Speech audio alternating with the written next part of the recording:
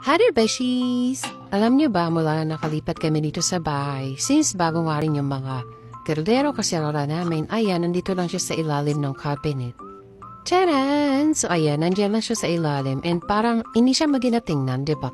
And finally, dumating na nga tong kitchen pan organizer. Very affordable lang siya mga Beshi Bells and meron tong 3-layer, 4-layer, 5 layers.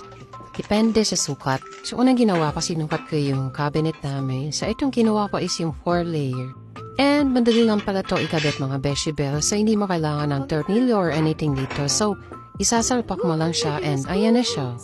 Mukha naman siyang matibay and alam ko tatagal te sa amin. And sobrang space saver nito mga Beshi Bells. Buti na lang talaga dumaan sa FYP ko at napa-check out na ako kagad.